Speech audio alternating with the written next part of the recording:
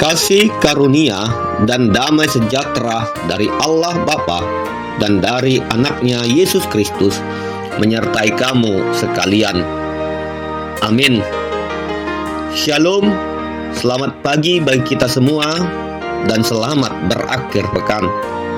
Kiranya kita semua dalam keadaan sehat dan sukacita. Mari kita mendengarkan firman Tuhan yang menjadi renungan harian pada hari ini, Sabtu 14 Februari 2026, sesuai dengan Almanak HKBP yang tertulis di Filipi pasal yang pertama ayat 21. Karena bagiku hidup adalah Kristus dan mati adalah keuntungan. Demikian pembacaan firman Tuhan. Saudara-saudari terkasih, ayat ini ditulis oleh Rasul Paulus ketika ia berada di dalam penjara. Secara manusia, situasi Paulus jauh dari kata ideal. Ia terkurung dan masa depannya tidak pasti, serta dia berada dalam ancaman kematian yang ada di depan mata. Namun justru di tengah keadaan seperti itulah ia mengucapkan sebuah pernyataan iman yang luar biasa. Karena bagiku hidup adalah Kristus dan mati adalah keuntungan. Paulus telah menemukan pusat hidupnya. Hidup baginya bukan sekedar bernapas, bekerja, atau mencari kesenangan. Ia berkata dengan tegas bahwa hidupnya adalah Kristus. Artinya, Kristus adalah alasan ia hidup. Kristus adalah tujuan baginya untuk terus melangkah.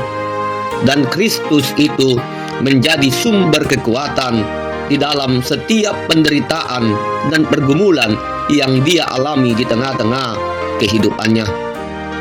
Seluruh makna hidup Paulus berpusat pada Kristus.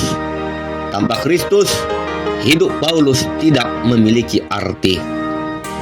Seringkali kita memberi makna hidup pada hal-hal yang dapat berubah, terhadap pekerjaan, keluarga, kesehatan, atau juga pencapaian-pencapaian pribadi.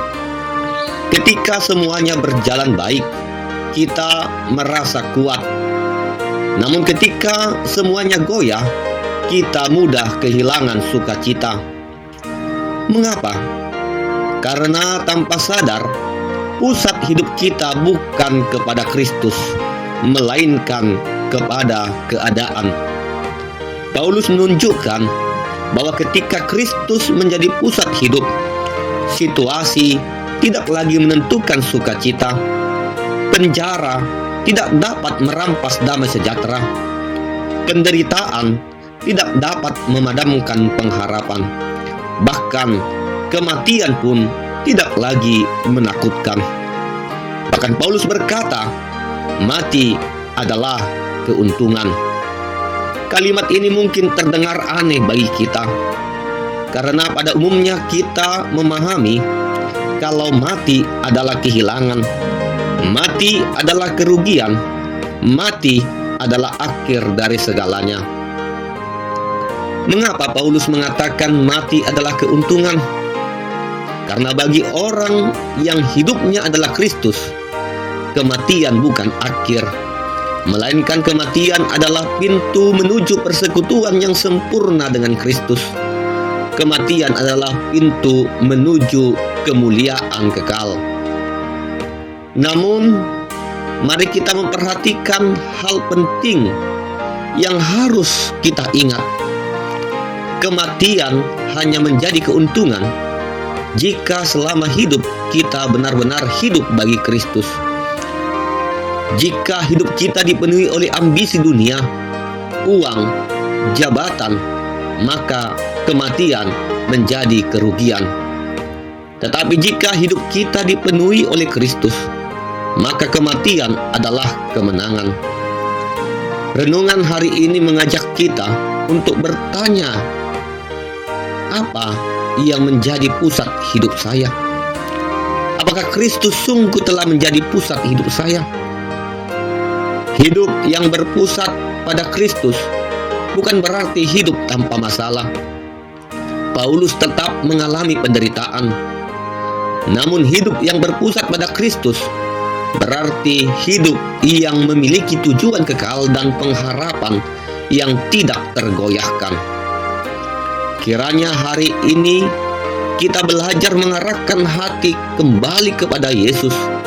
Biarlah dalam pekerjaan, keluarga, pelayanan, dan setiap keputusan yang kita ambil di tengah-tengah kehidupan kita berkata, karena bagiku hidup adalah Kristus dan mati adalah keuntungan. Amin. Kita berdoa. Terima kasih Tuhan untuk firman-Mu yang telah kami dengar pada saat ini. Engkau adalah kekuatan bagi kami.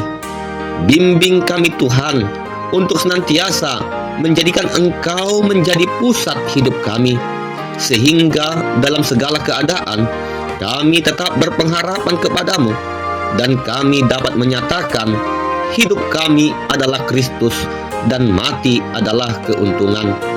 Berkati dan lindungi kami di dalam aktivitas kami sepanjang hari ini. Di dalam nama anak-Mu Tuhan Yesus Kristus, kami berdoa dan mengucap syukur.